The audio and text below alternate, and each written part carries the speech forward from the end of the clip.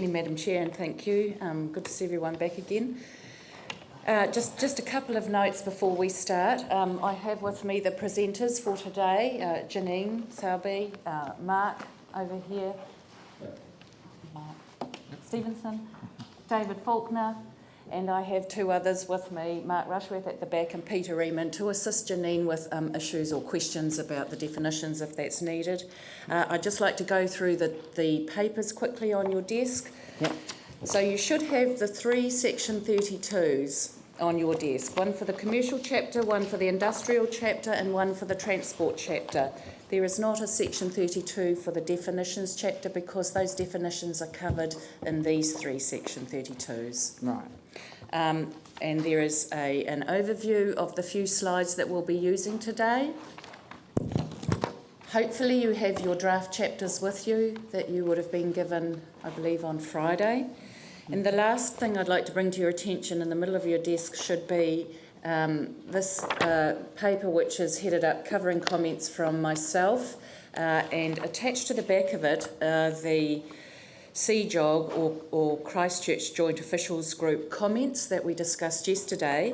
In front of that is a two-page summary from me about the context and overview and brief responses. They are brief responses because these issues we will discuss as we go through chapters.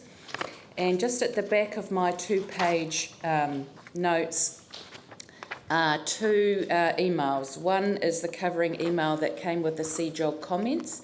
And more importantly, following that is an email from myself to Viv, who's my equivalent over in Sarah, Planning Manager. I'm not sure what her exact title is, I beg your pardon.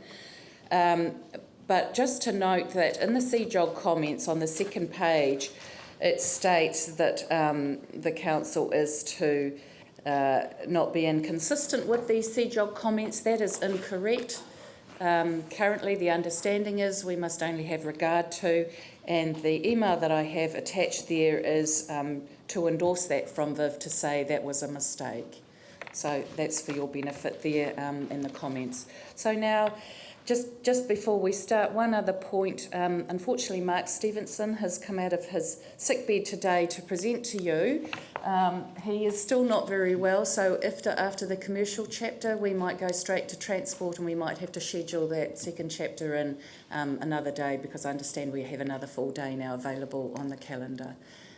So we'll just see how Mark goes. Yeah, I apologise. Well, thank you very much for taking the effort, but we don't want to hold you up. And take people from No, he's a lot better. He's assured me. At Cashmere Primary, for example, I was saying the term is a real epidemic of flu for teachers and kids, so it's a real... Well, Mike Teelan's been affected by it as well. That's correct. Well, do we want to do his chapter first and then let him go? No, I'm fine. He'll say that to you, but he's still looking quite pale to me. Okay, all right. So, that's an incentive for all of us to eyes down and hard working this morning. So thank you. So thank you. Over to you, Yep. Janine. Right. Slide, please, Linda. No, I didn't. Oh, no, I beg your pardon. No, she doesn't have the slide. This is the first time that you've seen this chapter, so I'll perhaps, because it's not one of the more substantive ones, so I'll perhaps start with just some brief scene-setting comments. Despite not being one of the substantive chapters, it does play an integral part of the overall package because obviously it's very critical to the interpretation of the plan, for enhancing the plan's usability, providing greater certainty to the meaning of objectives, policies and particular rules, and also ensuring consistency of application of rules in particular across the plan. The definitions apply to all the rules and on a case-by-case basis to the objectives and policies.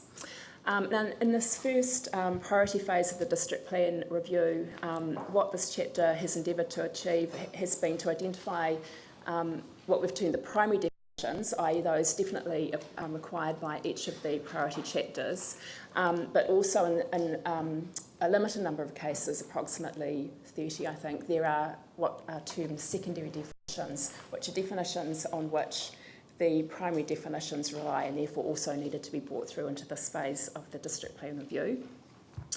Obviously, we've inserted definitions required from higher order documents, We've also amalgamated associated definitions about which there was repetition in both the City Plan and Banks Peninsula Plan prior to starting the review, and also undertaking amendments for correction purposes. For example, there's a definition that was previously called liquor licence. Obviously, the liquor licensing legislation has changed, and it's now more appropriate to refer to that as alcohol licence. So that's an example of that. The chapter is substantially clear, but it's one that cannot be finalised completely until such time as all of the other substantive chapters have been finalised. So to some extent, it's still a work in progress. The copy that you've got in front of you, it has incorporated all of the public feedback, the peer review feedback, the feedback from the joint central government officials. What it doesn't have at the moment, and which I'm still working through, is some legal review comments that I received yesterday. Just in summary, what those are largely about is just to ensure that all definitions that we've included in the chapter are in fact being used within the priority chapters, that we've got all of the related definitions identified and included, that there are a number of road-related definitions in there that need some refinement.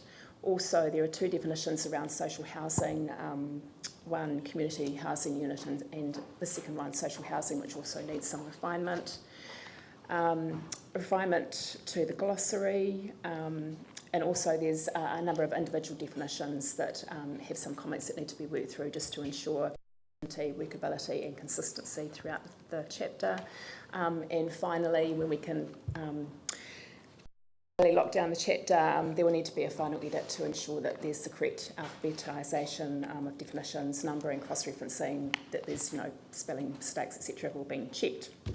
So, moving on to the actual feedback that we received through the public engagement, there were actually only 3 comments that I received that resulted in changes to or the addition of 4 definitions, which you'll see in the summary table in front of the chapter you were given.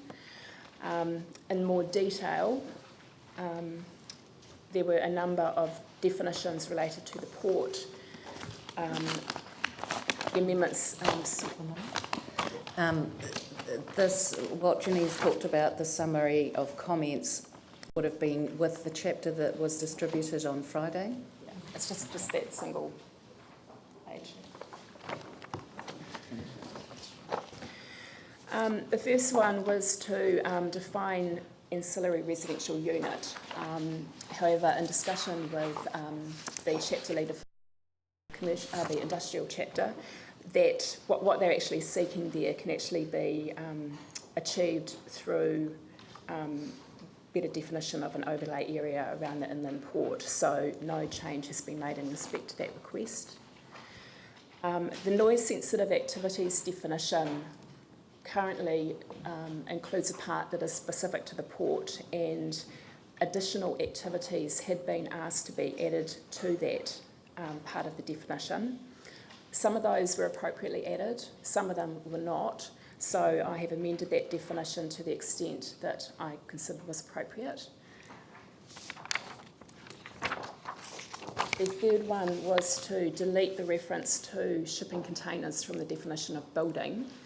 Again, in association with Mark, we've thought that the better way of doing that is to leave it in the definition, because then it is subject to certain controls, particularly in relation to the interface with more sensitive zones. But those can be, where there is no need for control, that can be dealt with by way of a rule specific to shipping containers within the rules of the industrial chapter. So that's the way that's going to be dealt with. There was a request around adding a definition of apartment with a view to basically anticipating that any residential units that are built within the Port Influences Overlay area would be apartments above ground floor level within commercial buildings. that won't necessarily be the case. It's possible that residential units within that area could be built, for example, to the rear of a commercial property. The commercial use would still remain the primary use. It would still meet the purposes of the zone, but it needn't necessarily be an apartment. So again, that's something that can be dealt with in another way other than adding a definition of apartment. There's been a request to delete the definition of port activities from this phase 1, and that's also a comment that's come up in the legal review. So at the moment it's still in there. If it was to stay in there, it could still potentially be changed through phase 2, but it may come out once I've had a chance to look at those legal comments. From the second submitter, there were 2 points. One was to add second-hand goods suppliers to the definition of retail activity, and in hindsight that's considered appropriate, so that's been added accordingly. The second one was to define community facilities, particularly to include the activities that were anticipated by the Environment Court in relation to the Belfast District Centre. So again, I've amended that definition to the extent that there was a request for a definition of places of assembly. The submitter was concerned that in the absence of such a definition, a place of assembly, if you were to base it on, for example, the law relating to unlawful assembly of people, it could be anything that had 3 or more people, including, for example, someone's living room in their house. So again, an appropriate definition of place of assembly has been included. So it's a bit hard to follow because I don't know what you're reading from, but my list of amendments, didn't look as extensive as that, and I can't tell from the chapter which ones are added in because in other chapters they've been put in red, so they've been easy to identify. Yeah, the way in which this chapter has been developed has been somewhat different to the other chapters, just by its very nature. Basically, as each definition was identified and finalised in draft form, it was inputted directly into E-Plan. So, of chapter created that could have highlights by way of track changes. But if you look at the summary sheet, basically I've just elaborated on the information in that summary sheet. And if you look at the column on the far right-hand side, you'll see that the definitions that have been either added or amended in response to those requests. Yeah, but I mean, like omission of specific activities from definitions, you start at, you end with an amendment to retail activity, but it doesn't say that you added in the second hand. That was all. Oh, it was right, just okay. It was just difficult to follow. That's all. Right. Not criticising. It is. But anyway, just running through them. So not just the amendment, but the overall chapter. I thought it's unfortunate that we've got a definition of accessibility that doesn't fit with, what the disabled community have put up as, their definitions. And when you think of all of the different, building ratings, around accessibility, it's unfortunate that it's this definition that's chosen for our city plan when we have an ambition to be an accessible city. Anything that we could possibly do around that?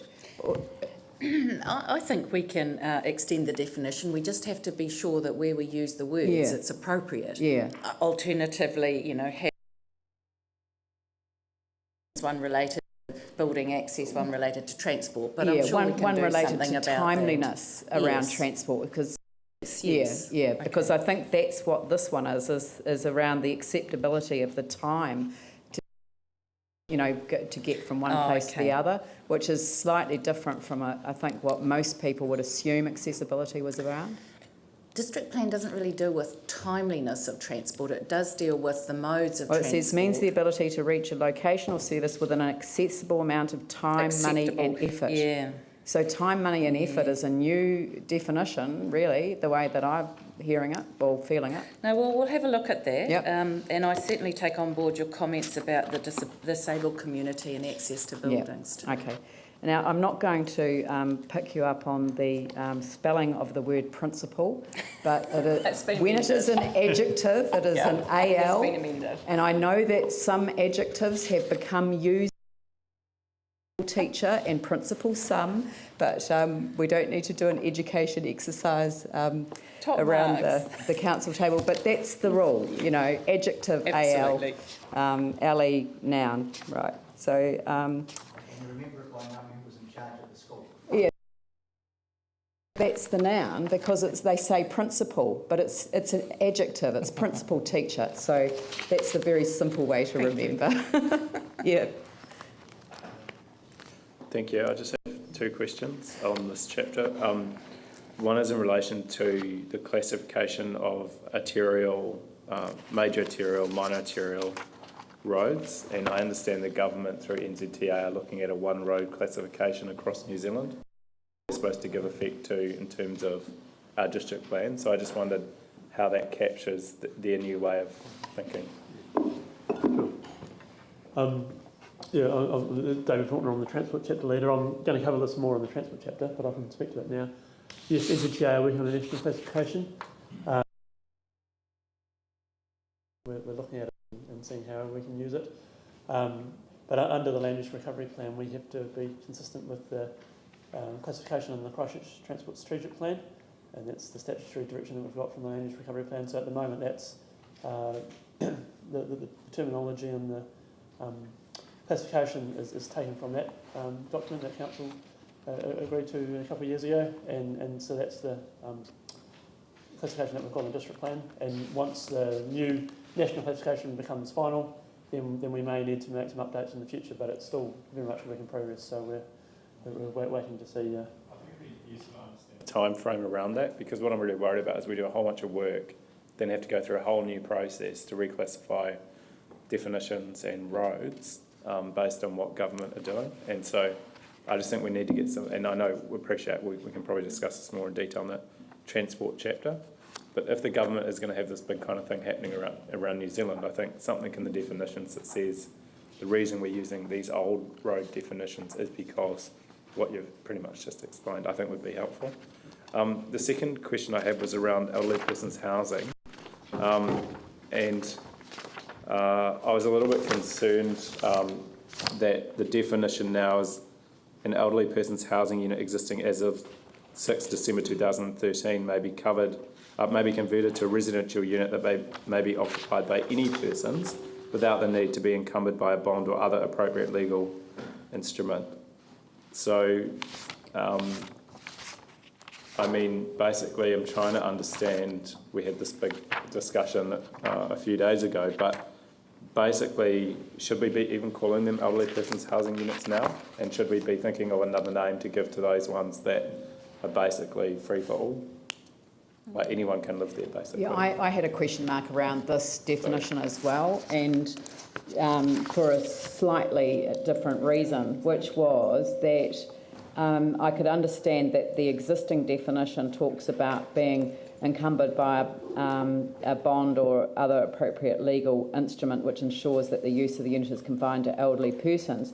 Then it talks about it may be converted without the need to be encumbered by a bond or other appropriate legal instrument. So, and my understanding was that the reason that the government left out the requirement that we had put in place around the around, you know, all of the people in the units agreeing to this change was that they would be protected by the appropriate legal instrument, which in that particular case was a, help me out here, a covenant. And I presume that's what you mean by other legal instrument? So they can change it without any legal instrument and without recourse to any legal instrument. Perhaps it might be better to talk to this definition when we do the residential chapter. So when we get into the residential chapter, you'll see that this is a provision that's sort of a holding provision for the existing elderly persons housing, and as Councillor Johansson's quite correctly pointed out, The residential chapter is looking to just provide for multi-unit development without this definition of making it specific to age groups. So it's probably best to wait till the residential chapter and we can talk to that. Except that I would feel very uncomfortable about writing in a definition that allows an existing unit to be converted without reference to the appropriate legal instrument. So I think we can cover that off and more explanation for that residential chapter. Well, I'm signalling that an explanation won't satisfy my concern, which is that is not what we agreed to, and that was not the advice that I received from government about why they left out the requirement for people to agree to the change. That's fine. Final point, not really a question, but just a request for an addition, is when you look at the maps and you look at, so turn to whatever page, and you see, like you've got, you know, IG, IH, RS, RMD, but I couldn't see in here where there's a key to all those different letters. So when I turned to industrial, I thought, well, great, it's an industrial zone, and I can kind of gather that from the word. And I go over to industrial, and all I see is industrial activity. So I think there needs to be a key of what the different things mean in the definitions, because if you go industrial general, it's quite hard to see in here what that actually means. There is no reference to it. If I could just speak to that, Madam Chair, the letters within the boxes and the planning zones, of course, are in the chapters. And I did mention yesterday that in the introduction chapter, should we still keep it, we thought we would have a list there of all of the zones. It's not really a definition as such, it's a zone name, and the zones are discussed in the chapters. I mean, if you feel it needs to be in definitions as well, that's fine. It's just that they are a zone name, they're not a definition. I'd rather see less definitions if we possibly can. You know, the more that we can associate the actual, you know, description of what we're talking about and the areas where that information is needed to be known, the less cross-referencing backwards and forwards that people have to do. I mean, I kind of would like to think that this would be a plan where people could go to it and they wouldn't have to actually be a lawyer or a planner or anyone like that. They could actually see what it was that they had to do. Obviously, they'd be taking advice and, you know, from technical experts, but I'd much rather that the document itself is accessible on the... Is there just like a one-page key, or, you know, 3 pages of keys? That's what I'm suggesting. That's what we're suggesting for the introduction. I actually personally think that's a good idea, because then straight up front you can see that this is how the city is it's under that section, how to use the plan, so people will understand that immediately. Thank you, and apologies for being late. I do have to also just record an apology for needing to leave because of Phillipstown school announcement. So we'll be leaving just before or just after 10:30. Okay. And back as soon as I can. The flood management area definition.